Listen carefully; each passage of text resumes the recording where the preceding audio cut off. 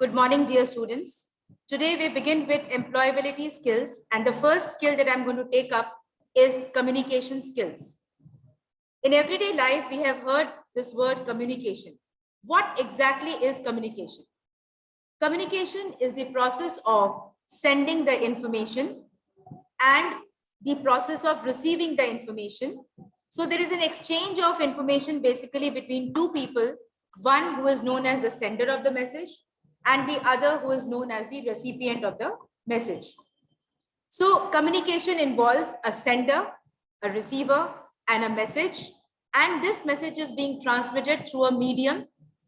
The receiver gets the message from the sender and interprets the message in his or her own way. Now, communication is basically of two types, verbal and non-verbal. Let us start with verbal communication first. Verbal communication is that communication where we use the words to share the information with other people. It includes both spoken as well as written communication.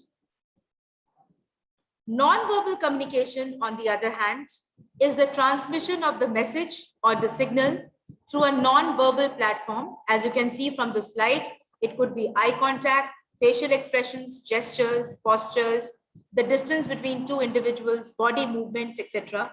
So these are the various types of non-verbal communication which you can see in this slide: pitch of the voice, gestures, personal presentation, time, smell, facial expressions, tone of voice, blinking. All this is a part of your non-verbal communication.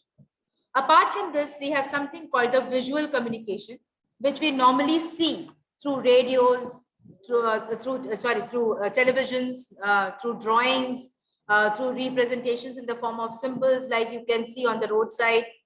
All right, so these are the various visual communication, pie charts, statistical figures. All this is a part of your visual communication. Examples of appropriate situations for using each communication style. When you are using verbal or written communication, you are using various ways. Like a formal method could be sending an email to a business organization, to a professor, a resume, a cover letter, an online discussion. And if it is an informal communication in a written method, in a written medium, through a written medium, it could be a birthday card, it could be a grocery list, it could be a text message to a friend, a tweet, or a Facebook status. The verbal or the oral and spoken communication involves the formal methods in the form of tutoring, job interview, in-class presentation. That means whenever you are making a PPT presentation in the class, or when you're making a presentation of any particular topic in the class, all will be a part of the verbal or spoken communication. Scheduling a doctor's appointment. Non-verbal communication could be like when you are involved in a direct verbal conversation with your friend, with your sibling, through a Skype chat, maybe during a family dinner, socializing at a club meeting, getting to know your roommate. All this is a part of your verbal communication through an informal method. Non-verbal communication, formal, for example, sitting in the class, that is definitely a formal way. Interacting with the customers at work, turning a job application, shaking the hands to greet the boss. This is non-verbal communication, but through a formal way.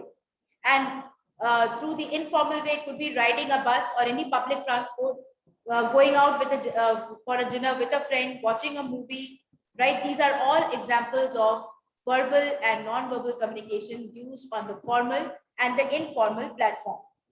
Now, let us understand what are the merits and demerits of non-verbal communication first. The non-verbal communication has certain merits and demerits. The merits of this conversation is that it is very much applicable in situations like a traffic control. It is a substitute for the verbal communication. Rather, it reinforces the verbal communication, and it is a powerful means of communication because you are able to reinforce your message with the help of your facial expressions. You can restate or emphasize by using effective non-verbal communication method. Disadvantages is that sometimes the message gets conveyed wrongly. It may be incomplete. There could be a problem in feedback. There could be a lack of flexibility. Encoding the message what message you want to convey and what is getting decoded at the end of the receiver could be entirely different. There is no permanent record of the non-verbal communication. So these are certain merits and demerits of non-verbal communication. Now we come to the verbal communication skills. The verbal communication skills, as you know, are of two types. One is oral and one is known as the written communication, as I was telling you in the previous slide. The verbal communication in the oral form is a one-to-one conversation like a meeting, an interview, or a phone call. And written, it could be in the form of memos, reminders, letters, right? Some official documents. All this is in the form of written communication. Now, what are the merits and demerits of oral communication? When you communicate anything orally, first of all, you are able to give complete information. It saves your time, effort. It gives you a quick feedback because respondents are in front of you. They quickly, give a feedback to what you are saying.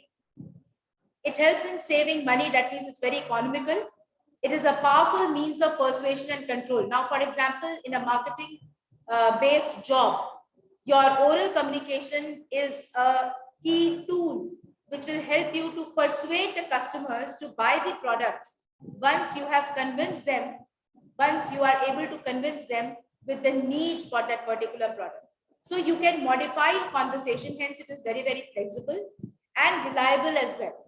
So it helps you to develop a complete understanding with the client, his requirements, and how your product can satisfy the requirement. Let us take up the disadvantages of verbal or oral communication. Absence of permanent record. Problem for people who are sitting at a distance. Unsuitable for a lengthy message. When you have to send a message in great detail, verbal communication may not be an effective method. Sometimes the speech may be very, very confused. There will not be any clarity in the speech.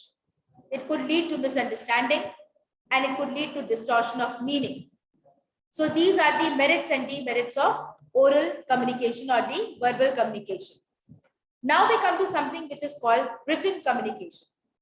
Written communication is the process of conveying the message in a written form.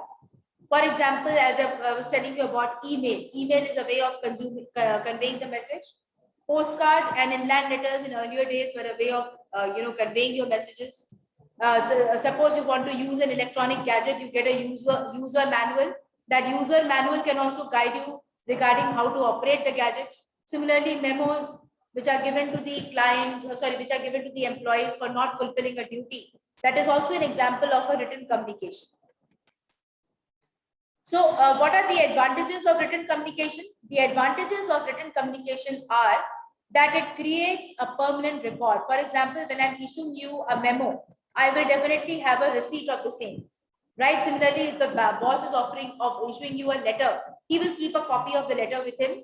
Right? The copy of the email is already also available. So there is always enough evidence of the documentation process that you have undergone to present a written communication.